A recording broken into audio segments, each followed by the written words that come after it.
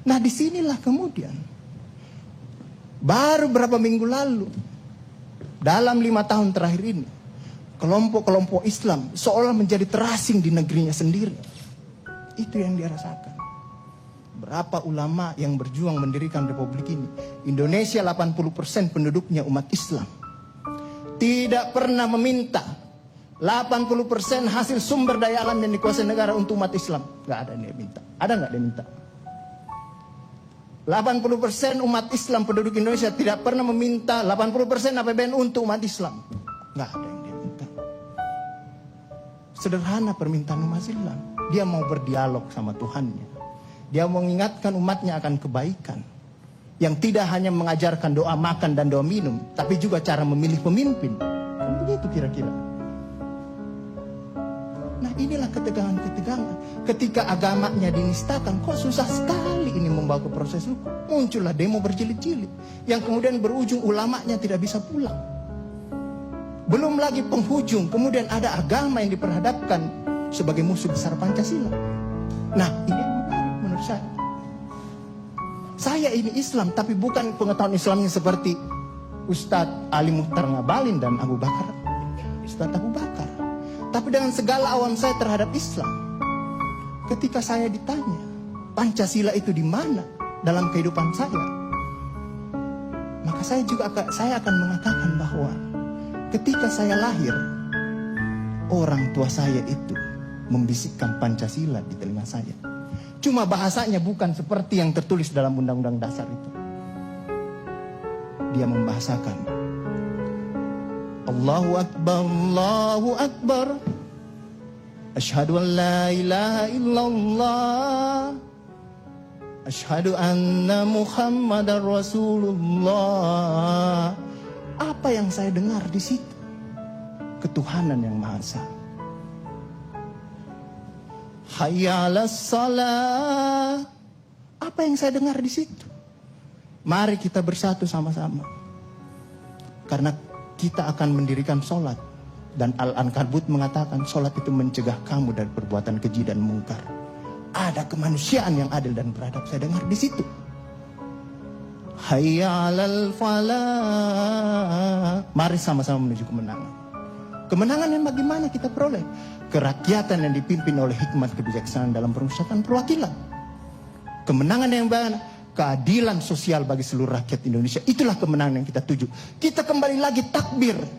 Allahu Akbar, Allahu Akbar, la ilaha illallah. Kita ulang lagi. Dan Pancasila yang kita tiupkan itu 5 kali sehari. Belum selesai di sini, selesai bunyi terus. Ya kan Ustaz kan? Belum selesai di daerah sini, selesai bunyi bertalu-talu terus. Seluruh dunia bertalu-talu. Inilah Islam. Yang kemudian sekarang dalam kelompok ini Ustaz Ali Mukhtar Ngabalin, saya banyak belajar dari beliau. Inilah yang kemudian sekarang, kenapa kami mau diperhadap-hadapkan? Kenapa kami ada yang menjalankan keyakinannya ketika dia celananya cingkrang, radikal, atau dia pakai cadar, dulu diperhadap-hadapkan. Saya Indonesia, saya Pancasila, ada dulu itu banyak sekali seperti itu. Kenapa kami seperti ini? Sekarang, artinya sekarang semua orang disuruh pakai cadar. Seperti itu. Inilah kemudian rentetan yang membuat istilah tadi Ustadz Abu Bakar, kok paranoid sekali dengan undang-undang HIP ini. Ada luka. Ada luka yang tadinya sudah mulai mengering, dilupakan. Tapi tiba-tiba ini kemudian dikhawatirkan. Jangan sampai Pancasila ini mau dipakai sebagai instrumen untuk membimbirkan kelompok Islam dalam republik ini. Apalagi kalau kita baca RUU itu, pemegang kekuasaan pembinaan ideologi Pancasila ada sama presiden. Saya juga baca-baca sekilas tadi. Kok di situ ditulis pendidikan nasional menurut undang-undang ini itu berubah. Tujuan pendidikan nasional oleh Undang-Undang Dasar mengatakan bahwa beriman, bertakwa, berakhlak mulia. Di sini diciptakan pendidikan nasional itu bertujuan untuk menjadi tenaga ahli dan terampil. Ini kan mau dikasih jadi tukang ini bagi kapitalis kalau seperti itu berpikirnya. Nah, inilah yang kemudian yang dirasakan oleh kelompok-kelompok Islam dalam perspektif perjalanan konstitusional kita, bahwa ada yang tidak adil dilakukan oleh kekuasaan. Kelompok Islam selama ini tadi yang saya katakan tidak pernah meminta apa-apa. Paling jauh kelompok-kelompok Islam mungkin dapat honor dari negara. Itu pun tidak dipakai untuk foya. Dikembalikan lagi untuk membantu negara, menghidupkan santri-santri, mencerdaskan kehidupan bangsa, menciptakan manusia-manusia yang beriman, bertakwa dan berakhlak mulia. Yang sebenarnya tugas pemerintah itu dikembalikan lagi seperti itu.